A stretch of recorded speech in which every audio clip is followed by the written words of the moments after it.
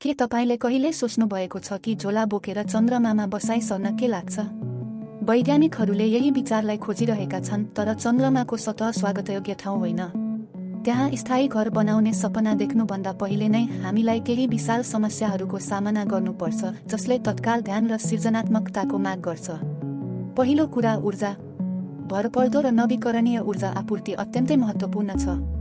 नासाले छोटो अवधिको बसाइका लागि प्रणालीहरू विकास गरिरहेको छ, तर वास्तविक मानव बस्तीका लागि हामीलाई ठोस ऊर्जा पूर्वाधार चाहिन्छ।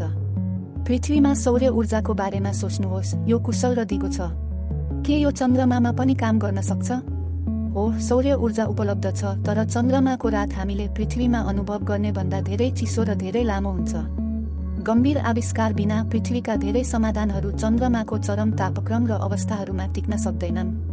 यही कारणले नासाले विभिन्न नयाँ प्रविधिहरू हेरिरहेको छ, ताकि आवश्यक पर्ने बेला र ठाउँमा ऊर्जा उपलब्ध होस्। ऊर्जा भण्डारण पनि यस पहलको अर्को ठूलो हिस्सा हो।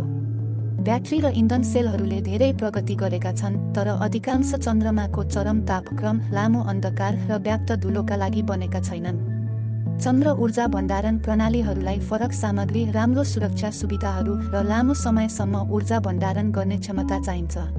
त्यसपछि ऊर्जा वितरणको कुरा आउँछ। हामीले पृथ्वीका विद्युत ग्रिडहरूलाई सामान्य ठान्छौँ, तर चन्द्रमामा नयाँ सिर्जना गर्नु अनौठो चुनौती हो। तारहरूका लागि उन्नत सामग्रीले क्षति कम गर्न सक्छ, तर सबैभन्दा रोमाञ्चक सम्भावना भनेको वायरलेस पावर वा पावर बिमिङ हो। चन्द्रमा पृथ्वीमा अझै व्यापक नभएका प्रविधिहरूको लागि उत्कृष्ट परीक्षण स्थल बन्न सक्छ। अर्को, हामी कहाँ बस्ने?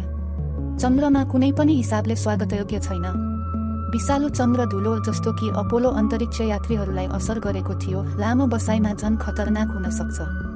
बाक्लो वायुमण्डल नभएकोले निरन्तर उल्कापिण्डको प्रभाव वा घातक विकिरणबाट पनि कुनै सुरक्षा छैन। तापक्रम 248 देखि 123 डिग्री सेल्सियससम्म उतार चढाव हुन्छ।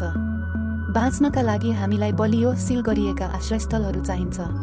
यी आवासहरूले हामीलाई धुलो, विकिरण र उल्कापिण्डबाट जोगाउँछन् र सबैभन्दा महत्त्वपूर्ण कुरा, सास फेर्न दिन्छन्।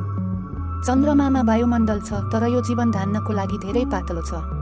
अन्तर्राष्ट्रिय अन्तरिक्ष स्टेसनमा भएका प्रयोगहरू, जसमा हावा पुनःचक्रण प्रणाली र चन्द्र हरित गृहमा अक्सिजन उत्सर्जन गर्ने बिरुवाहरू समावेश छन्, सास फेर्न योग्य हावा सिर्जना गर्न आशाजनक बाटोहरू प्रदान गर्छन्।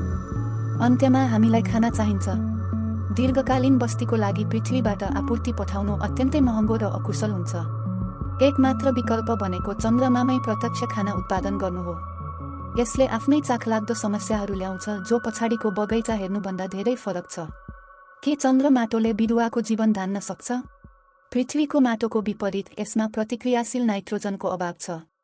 सिमुलेटेड चन्द्र माटो प्रयोग गरिएका प्रारम्भिक अध्ययनहरूले टमाटर र मूला जस्ता बालीहरूमा केही सफलता देखाएका छन्, जुन आशाजनक पहिलो कदम हो। विकिरण अर्को ठूलो खतरा हो। बिरुवाहरूलाई सुरक्षा चाहिन्छ, सम्भवतः विशेष रूपमा डिजाइन गरिएका चन्द्र हरित गृहहरूमा। पानीको बारेमा के?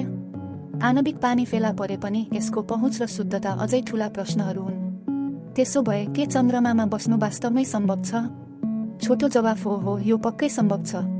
चन्द्र वातावरणले अविश्वसनीय अवरोधहरू प्रस्तुत गर्छ, तर विश्वभरका विज्ञहरू यी प्राविधिक र जैविक चुनौतीहरू समाधान गर्न समर्पित छन्। नियमित रूपमा नयाँ उपलब्धिहरू भइरहेका छन्, र हरेक कदमसँगै हामी पृथ्वी बाहिर स्थायी घर बनाउने आश्चर्यजनक वास्तविकताको नजिक पुग्दैछौँ।